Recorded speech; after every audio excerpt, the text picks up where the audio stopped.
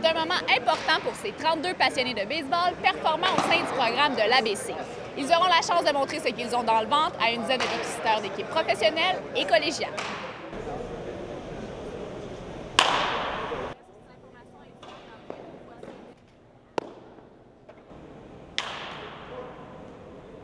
Pour moi, mon objectif en étant ici, c'est de me faire voir par beaucoup de dépisteurs pour me faire repêcher pour aller dans les collèges américains.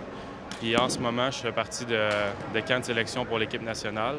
Puis en me faisant voir par le plus de monde possible, j'espère faire l'équipe pour les championnats du monde qui s'en viennent. Moi, personnellement, j'aimerais bien ça aller dans un collège américain, avoir une bourse puis continuer ma carrière là.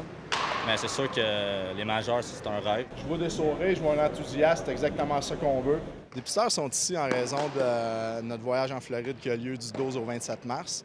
Les dépisteurs, ça fait quelques années qu'ils suivent nos joueurs. Donc, la dernière fois qu'ils les ont vus à l'œuvre, c'était l'été dernier, lors de certaines compétitions importantes.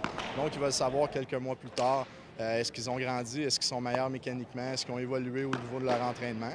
Puis, ça leur donne une idée aussi de savoir quels joueurs qui vont suivre plus que d'autres lors de notre séjour en Floride. Est-ce qu'il y a des personnes clés qui sont présentes? Oui, Greg Hamilton, entraîneur-chef de l'équipe canadienne junior qui est ici, dont 5 de nos joueurs font partie encore de l'alignement de l'équipe canadienne. Il y a Michel Laplante des Capitales de Québec, puis il y a Walt Burroughs de la centrale de dépistage du bureau central du baseball majeur, qui lui représente les 30 équipes du baseball professionnel.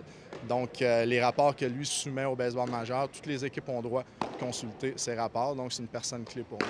Beaucoup de joueurs ont quitté le programme suite à la médaille d'or remportée lors des Jeux d'été du Canada en 2009.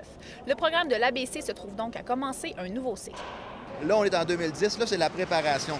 On attend ce que Baseball Canada nous confirme que c'est un tournoi de 17 ans et moins.